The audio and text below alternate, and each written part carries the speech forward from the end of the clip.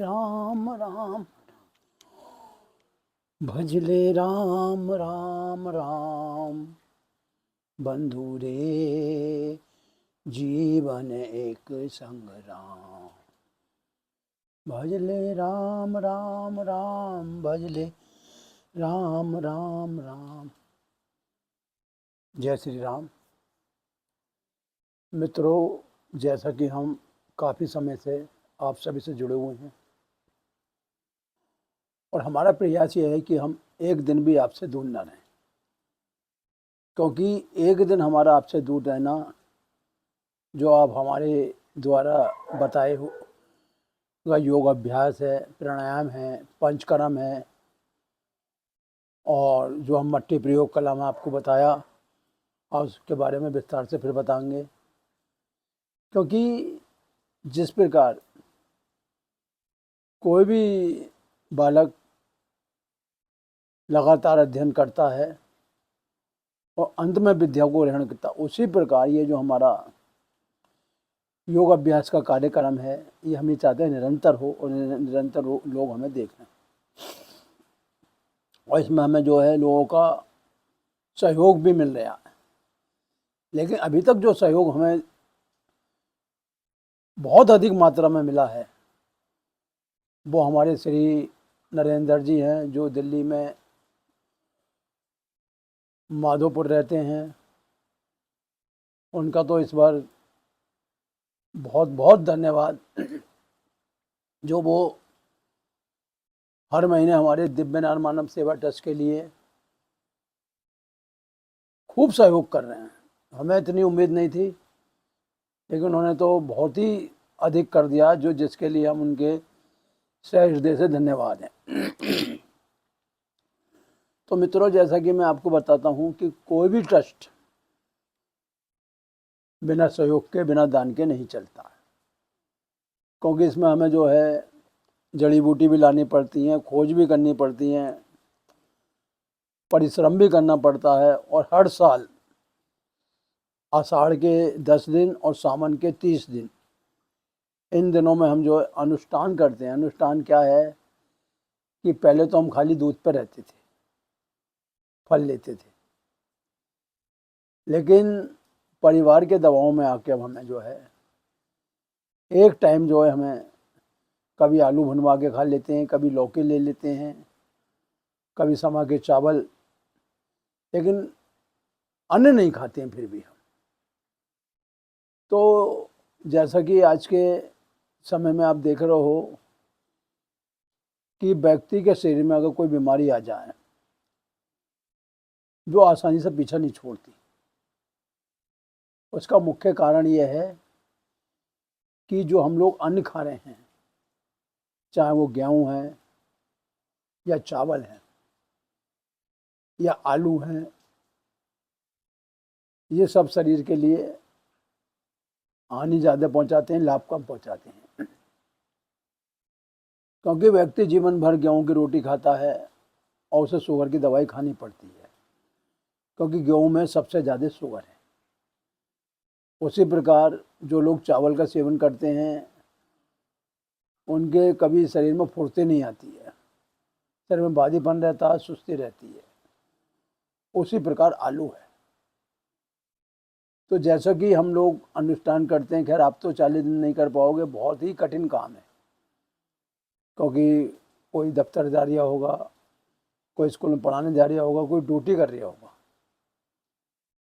तो हमारा सभी से ये कहना है, आप कम से कम जो है 15 दिन में जो 2 एकादशी होती हैं, एक पक्ष की, दूसरी शुक्ल पक्ष की, यानी कहना एक अंधेरे की और एक उजाले की। तो 10वीं के दिन आपको क्या करना है कि घर में चावल नहीं बनाने हैं। चावल से क्या होता है कि चावल जो है बात रोग पैदा करता है, और 10वीं और एकादशी के दिन इसका प्रभाव अधिक बढ़ जाता है। शास्त्रों में तो यहाँ तक कही गई है कि जो लोग एकादशी दिन चावल खाते हैं, वो इतने कीड़े खाने का पाप कमाते हैं। लेकिन हम फिर भी ये कहते हैं कि आप जो है 10वीं के दिन और एकादशी के दिन चावल ना खाएं। उससे क्या होगा कि जो आपका पाचन तंत्र है, जिस पर लोड पड़ता है, जो आपका आमाशय है, जिसमें आपका भोजन रहता है,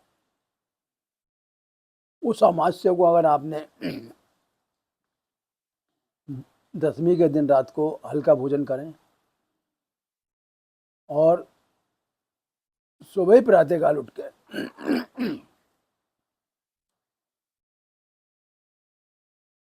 4 गिलास पानी पिए, उसके बाद शौच वगैरह जाके स्नान करके काले तिल और जरा सा चीनी के दाने गिर के सूर्य देवता को इस मंत्र के साथ आचमन करें, हे सूर्य देव, जो हमने एकादशी का व्रत रखा है वो हमारे जीवन में सुख लाए, संपत्ति लाए और रोगों का नाश करे।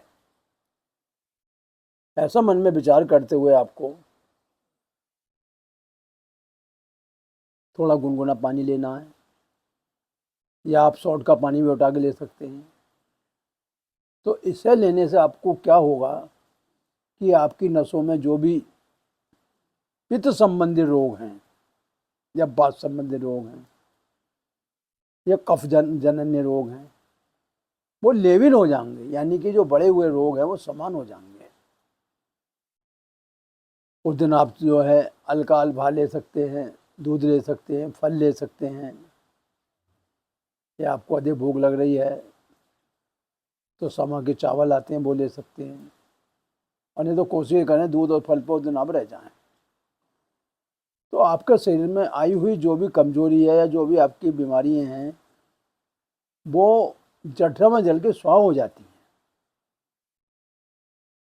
क्योंकि देखो, जो व्यक्ति काम करता है या ऑफिस जाता है उसे भी हफ्ते में 1 दिन का आराम मिलता है। उसी प्रकार ये हमारा शरीर है, इसे भी आप हफ्ते में 1 दिन आराम दें। हफ्ते में नहीं दे सकते हैं तो 15 दिन में एक बार जरूर इसे आराम दें, यानी इसे बिल्कुल खाली रखें, अल्पाहार लें और अपने जीवन में आने हुए रोगों से अपनी रक्षा करें। तो जैसा कि हम देख रहे हैं कि व्यक्ति ऊपर से तो देखने में ठीक लग रहा है, लेकिन जो उसके अंदर ऑर्गन है या अवयव है उसकी उसे जानकारी नहीं है। क्योंकि ये बाह्य आंखों से आदमी बाहर का देख सकता है, अंतःकरण का नहीं देख सकता। तो अंतःकरण का देखने के लिए तो हमें योगियों के बताए हुए मार्ग पे चलना पड़ेगा। योगी किसे कहते हैं? योगी उसे कहते हैं जो प्रातः काल उठ के शौच वगैरह से निर्वृत्त होकर सर्वप्रथम धरती माँ को प्रणाम करता है, उसके पश्चात जो सूर्य नमस्कार करता है, आसन प्राणायाम करता है, ध्यान करता है, उसे कहते हैं योगी। योगी का मतलब होता है कि अपने को उस आध्यात्मिक शक्ति से जोड़ लेना। प्राय हम ये देखते हैं कि कुछ लोग योग तो करते हैं लेकिन तत्परता के साथ नहीं करते हैं। वो सिर्फ इसलिए करते हैं कि हमारा शरीर स्वस्थ रहे और हम जो हैं बस जीवन में इस देह को लेकर आए हैं और अंत में इस देह को छोड़ के चले जाएं। लेकिन कोई बुद्धिमानी का खेल नहीं है। बुद्धिमानी जब तक है कि जब हम इस देह के अंदर जो प्राण रूपी हमारी सांसें चल रही हैं उसे निरंतर 1 से 2 घंटे उस ओमकार के ध्यान में लगाएं, जो इस सृष्टि का मालिक है, जो इस सृष्टि के कण कण में बसा हुआ है, जो वनस्पतियों के रूप में वास करता है, जो फलों के रूप में, अन्नों के रूप में, वायु के रूप में हमारा पालन कर रहा है। उस ओमकार को जानें। उस ओमकार को जानने के लिए हमें जो है अपने शरीर के अंदर जो आलस हमने पैदा कर लिया है कि देर तक सोने की आदत, जब तक हम इन आदतों को दूर नहीं करेंगे तब तक हमारे जीवन में कोई भी खुशी के क्षण नहीं आएंगे। प्राय देखा गया है कि व्यक्ति जीवन में खूब मेहनत करता है, खूब ही इतनी मेहनत करता है कि वो दिन रात एक कर देता है, लेकिन आत्ममुक्ति के लिए वो बिल्कुल मेहनत नहीं करता। और जबकि इस प्रकार की मेहनत उसे भौतिक सुख तो दे सकती है, लेकिन आध्यात्मिक सुख नहीं दे सकती। अगर आपको आध्यात्मिक सुख चाहिए तो भगवान श्री कृष्ण के द्वारा गीता में बोले हुए वचनों में जो उन्होंने अर्जुन को 18 अध्याय के रूप में अमृत वाणी के रूप में और महाभारत के रणभूमि में प्रवचन दिए हैं, अगर हम प्रवचनों का अनुपालन करें तो हम इस मनुष्य शरीर से हमेशा के लिए इन योनियों से छुटकारा पा सकते हैं। तो जैसा कि हम आपको बताते हुए आ रहे हैं कि हमें अपने जीवन में अपना आहार, अपना विहार और अपना सहन ये सुधारना पड़ेगा। आहार ऐसा होना चाहिए कि तामसिक भरा हुआ ना हो। जैसा कि भगवान श्री कृष्ण ने गीता में कहा है कि जो लोग तामसिक भोजन करते हैं, यानी मांस, मदिरा, लहसुन, प्याज और जो भी चीज़ें तामसिक हैं, जो हमारी बुद्धि को तामसिक बनाती हैं, क्रोधी बनाती हैं, कामी बनाती हैं, लोभी बनाती हैं, उन चीज़ों का त्याग करो। दूसरी बात, अगर आप सूखी रोटी खा रहे हो या सब्जी के साथ खा रहे हो तो सर्वप्रथम उसे जो है अपने घर के बने पूजा घर में रख कर और जल का आचमन लेके और 3 बार ओम अपानाय स्वाहा, ओम प्राणाय स्वाहा, ओम उदानाय स्वाहा, ओम व्यानाय स्वाहा, ओम समानाय स्वाहा ऐसा ध्यान करते हुए, और भगवान श्री कृष्ण की गीता में जो मंत्र दिया है 16 अक्षर वाला, हरे राम राम राम हरे हरे, हरे कृष्णा कृष्णा कृष्णा हरे हरे, इस मंत्र को दोहराते हुए हाथ जोड़ के, हे नारायण, आपके द्वारा दिया हुआ भोजन हमें आपकी कृपा से मिल गया है, इसलिए इस भोजन पर सर्वप्रथम आपका अधिकार है कि आप ग्रहण करिए। इस प्रकार से जब हम ईश्वर को भोग लगा देते हैं तो उस भोजन के अंदर से तामसिक गुण हट जाते हैं और उसमें आ जाते हैं सात्विक गुण। और ऐसा भोजन जब हम ग्रहण करते हैं तो वो हमारे शरीर को पूर्ण रूप से स्वस्थ कर देता है। दूसरी बात, इस समय हमारे संसार में, और हमारे संसार में क्या पूरे विश्व लेवल में 100 में से कम कुछ भी नहीं तो 70-80% आदमी जो हैं किसी न किसी रोग से पीड़ित हैं और दवाइयों पर आधारित हैं। तो मित्रों, हमारे दिव्य नारायण मानव सेवा ने खोजें करनी चालू करी और उन्होंने निचोड़ निकाला कि जितने भी व्यक्तियों को बीमारी आ रही हैं उनके गलत खान पीन के कारण आ रही हैं, क्योंकि गलत खान पीन से इस शरीर के अंदर रक्त बनता है, मांस बनता है, हड्डी बनती है, मेद बनता है, मज्जा बनता है और वीर्य बनता है। अगर हमारा खान पीन खराब होता है तो हमारे अंदर न सुकाणु बनते हैं, न विषाणु बनते हैं, न जीवाणु बनते हैं, और हमारे शरीर के अंदर जो स्वास्थ्य लाभ आना चाहिए वो रोग में बदल जाती है। और जिस शरीर में रोग आ जाता है वो ना चाहते हुए भी जो है दवाइयों का आदी और शिकार हो जाता है। तो मैं प्राय लोगों से मिलता हूँ और देखता हूँ, बहुत मेहनत करते हैं, 10-10, 12-12 चक्कर फेंट के लेते हैं, और टहलते रहते हैं, उसके बाद भी जो है उन्हें दवाइयाँ खानी पड़ती हैं। इसका मेन कारण ये है कि वो चलते हैं, टहलते हैं, लेकिन वो अपना भोजन नहीं सुधारते। और जब तक व्यक्ति अपना भोजन नहीं सुधारेगा, चाहे वो कितने टहल ले, कितना योग कर ले, कितना ही परिश्रम कर ले, तब तक उसके शरीर में रोगों से छुटकारा नहीं मिलेगा। अगर हमें रोगों से छुटकारा पाना है तो पतंजलि ऋषि के द्वारा बताए हुए अष्टांग योग के अंदर जो उन्होंने 8 नियम हमें बताए हैं, यम, नियम, आसन, प्राणायाम, प्रत्याहार, ध्यान, धारणा, समाधि, ये उन्होंने इसलिए 8 हमें नियम बताए हैं कि इस नियम का अगर हमने पालन करा तो दुनिया में कोई भी ऐसा रोग नहीं है जो अति शीघ्र ठीक ना किया जा सके।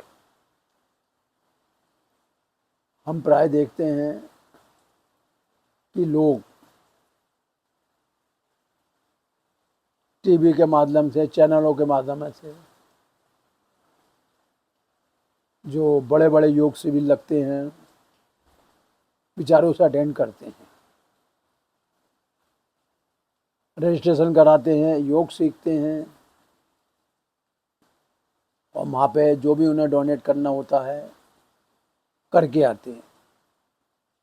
एक हमारे भाई सज्जन, बहुत बढ़िया आदमी हैं, भगवान उन्हें लंबी आयु दे। उन्होंने हमसे पिछले साल बोले, पंडित जी हमारी जो अर्धांगिनी यानी हमारी जो पत्नी है, मैं सोच रहा हूँ कि एक बार जो है उन्हें जो है किसी अच्छे जो है आयुर्वेदिक इलाज के लिए ले जाऊं। मैंने ठीक है साहब, ले जाइए। मैं साहब कितना खर्चा आ रहा है?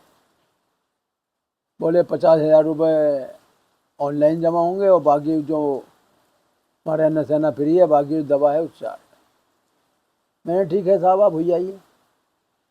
और वो पत्नी को लेकर अपने जो है वहाँ उस वनस्थली में पहुँच गया, और वहाँ पर बहुत बढ़िया बढ़िया वातावरण, खूब अच्छा जो है रहन सहन, और खाने पीने के नाम पर सुबह ही जो है 4 गिलास पानी, दोपहर में थोड़ा फलों का सब्जियों का रस, और शाम को फीकी या बहुत हल्के नमक की, जिसे हम भदरी या खिचड़ी कहते हैं, वो उन्हें दे दी जाती।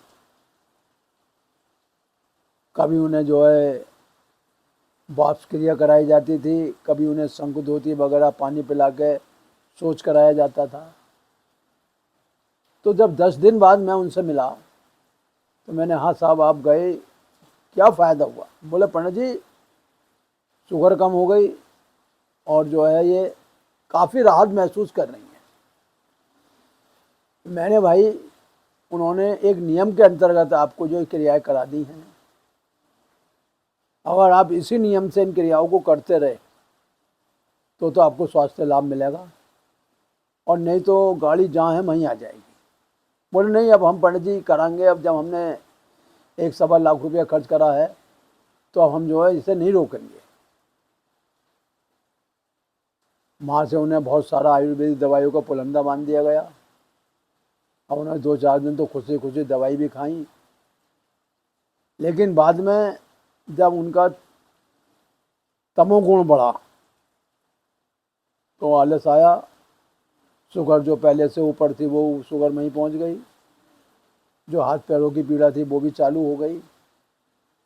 यानी कि वो जिस स्थिति में यहाँ से गई थी और थोड़ा सही होकर आई थी, वो उससे ज़्यादा स्थिति में खराब पहुँच गई। उनके घुटनों में दर्द रहने लगा। उन्होंने घुटने स्पेशलिस्ट से बात करी तो घुटने बदलने की बात हुई। एक दिन वो टहलते हुए हमारे दौरे आए, बोले पंडित जी हम इनके घुटने बदलवाने जा रहे हैं क्योंकि अब इनके घुटनों में दर्द ज़्यादा रहता है। तो मैंने उनसे सवाल किया, साहब आपने जब 1.25 लाख रुपए वहाँ खर्च करे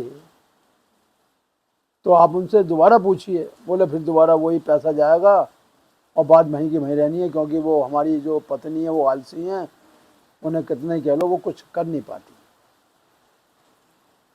कोई बात नहीं, मैंने ठीक है साहब, देखिए वैसे मेरी तो राय यही है कि आप घुटने ना बदलवाएं, और हमने जो ये अपना एक स्पेशल तेल तैयार करा है, आप इस तेल का सेवन करिए, और एक हमने लेप तैयार करा वो लेप लगाइए, और थोड़ा उन्हें अनुलोम विलोम और कपाल भारती प्राणायाम के साथ थोड़े उनके जो है शरीर घुटनों की मालिश करिए, और इस बनने चाहो ठीक हो जाएंगे।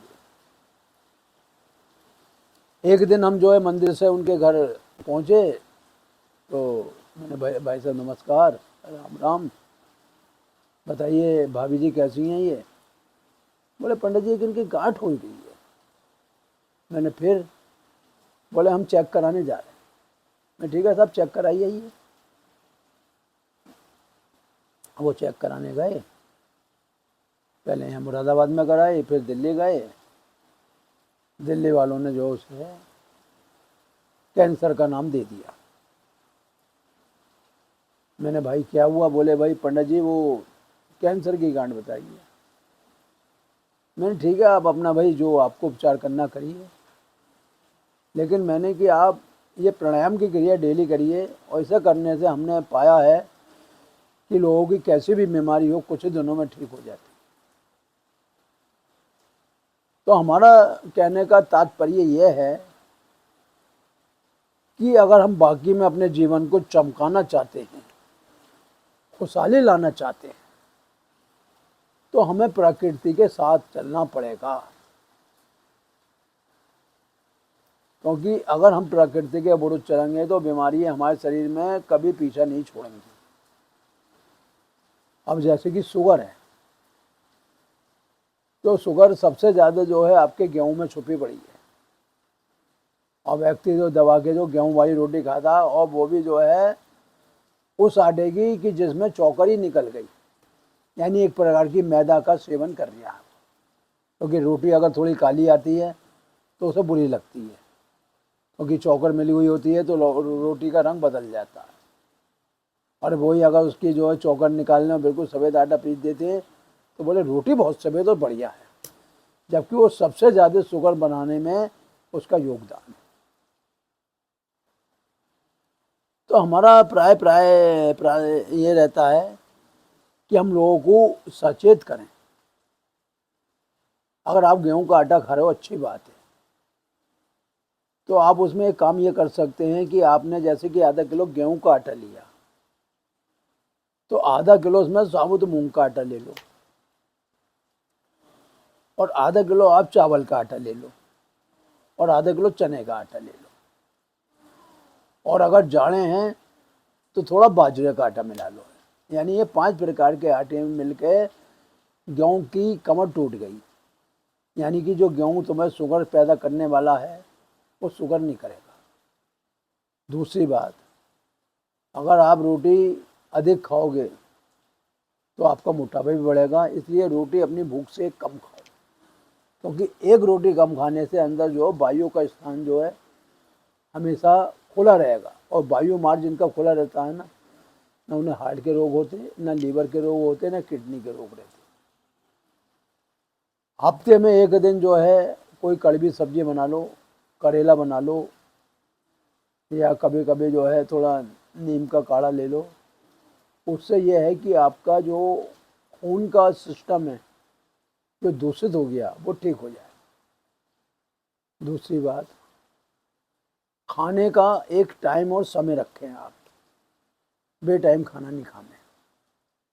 बे टाइम खाना खाओगे तो आमाशय से उसे नहीं पचाएगा, देर से पचाएगा, और देर से पचने में आपके अंदर बात रोग बढ़ेगा, और बात रोग बढ़ेगा तो आपके पित्त संबंधित जो भी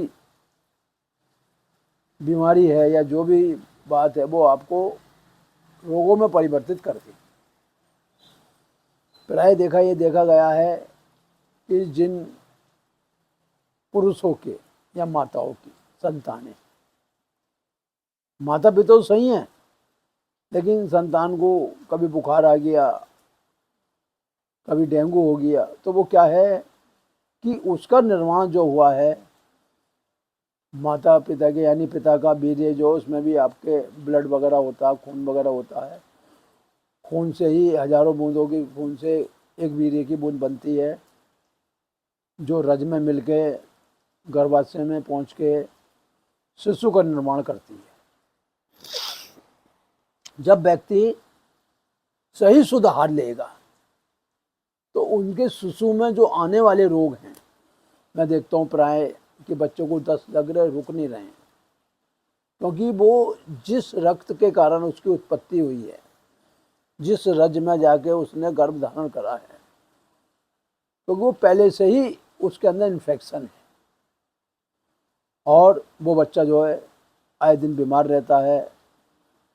तो माता पिता कहते हैं जब से पैदा हुआ है रोगी पैदा हुआ है और इसने तो हमारा सारा जो है जीवन दुश्वार कर दिया है, हमें कर्जबंद बना दिया। हमारा प्राय कहने का ये मतलब ये है कि आप जैसा अन्न खाओगे वैसे ही आपकी संतानें पैदा होंगी। तो आपको स्वस्थ संतान अगर पैदा करनी है और सही वाली संतानें पैदा करनी है तो इसके लिए आपको भी अपने जीवन में खान पीन सही रखना पड़ेगा। अब बहुत से पुरुषों के सुकाणु नहीं बन पाते हैं, बहुत सी माताओं के गर्भ नहीं सहन होता, किसी माताओं के घर में रसोली हो जाती हैं, गांठें हो जाती हैं, 5-5, 10-10 साल तक उन्हें संतान का सुख नहीं मिलता है। तो वो सिर्फ एक हमारा खाने पीने का सिस्टम है। हमने देखा है प्राय बहुत सी माताओं के कि उनके जो है 12-12, 13-13 साल तक कोई संतान नहीं हुई, लेकिन जब उन्होंने अपना संयम और नियम से कार्य करा है तो 16 साल में भी उनके यहाँ जो है संतान उत्पन्न हुई है, उन्हें संतान की प्राप्ति हुई है। क्यों हुई है? कि उन्होंने अपना सिस्टम ठीक कर लिया। पहले जो शिशु पैदा होते थे माता उनका विशेष ध्यान करती थी, अपना स्तनपान कराती थी और बाजार का दूध तो अगर देती भी थी तो गाय का दूध हल्का पतला करके, क्योंकि शुरू के 6 महीने जो हैं शिशु का पाचन बहुत कमज़ोर होता है। इस 6 महीने जो है बच्चों को सिर्फ माँ का ही दूध पान कराना चाहिए। 7वें 8वें महीने में हल्का सा उसे चाहे मूंग की दाल का पानी ले लो या चावल का हल्का सा वो दे दो। उसके बाद जब वो साल भर से पहुँचने लगता है तो हल्का हल्का उसे दलिया अल्पाहार देना, ताकि उसकी आंतों से ग्रहण कर ले। क्या होता है कि माता शिशुओं को दूध पिलाती हैं, वो दूध भारी होता है, पचता नहीं है, जिस कारण उस शिशु को दस्त लग जाती है। पहले माताएं शिशुओं की लोई करती थी, नाभि में तेल का फायर रखती थी, उससे बच्चे का जो है पाचन तंत्र जो है वो ठीक से रहता था और ऐसे बच्चे जो है स्वस्थ रहते थे। दूसरी बात, पहले माताएं जो है शिशु के लिए छोटे छोटे लंगोट बना के रखती थी। आज की माताएं क्या है कि डायपर लिया और बांध दिया, उसी में उसके मूत्र मार्ग और गुदा मार्ग जो है ऑक्सीजन नहीं पाते, जिस कारण जो है ऐसे बच्चों को पेट के रोग हो जाते हैं। अगर हम अपनी प्राचीन सभ्यता का ध्यान रखें और बच्चे के लंगोट बांधें और लोई करें और तेल करें तो ऐसे बच्चे आधे करके महाबली और बलवान बनते हैं और वो अपने माता पिता का नाम रोशन करते हैं। तो मेरा प्राय कहने का मतलब ये है कि अगर हमें किसी रोग से पूर्ण रूप से छुटकारा पाना है तो ये हमने जो दिव्य नाम मानव सेवा ट्रस्ट बनाया है, इसमें ना तो हम किसी से कोई पैसा ले रहे हैं, जो पैसा आ रिया है वो उन महान लोगों से आ रिया है जो देने में सामर्थ्यवान है। हम किसी भी गरीब आदमी से कभी कोई पैसा नहीं लेते, क्योंकि हमारा प्राय किसी को ठगना नहीं है, किसी को लूटना नहीं है। इसलिए हम जो हैं सिर्फ इस तप के माध्यम से लोगों को जगाना चाहते हैं और उन्हें आने वाली बीमारियों से बचाना चाहते हैं। तो आज मैंने जितनी बातें आपको बताई हैं इसे आप फॉलो करें और शुरू से लेकर एंड तक ज़रूर देखें, क्योंकि कौन सी ऐसी बात है जो आपके काम आ जाए और जिससे आपका उद्धार हो जाए। तो दिव्य नारायण मानव सेवा की तरफ से मैं आपसे अंत में विदाई लेता हूँ और भगवान श्री राम जी के द्वारा वही वचन कहता हूँ कि रीत सदा चली आई कुल के साथ, प्राण जाएं पर वचन ना जाएं। यानी कि आप जो आज मेरे साथ वचन लो उस वचन पे जीवन भर चलते रहना। जीवन में आपके ना सुखाएंगे दुखाएंगे और ना आपके जीवन में कोई रोग आएगा, क्योंकि दिव्य नारायण मानव सेवा ट्रस्ट का उद्देश्य ये है कि सब सुखी रहें, सब रोग मुक्त रहें। यही हमारा लक्ष्य है और यही हमारा जो है मेन उद्देश्य है।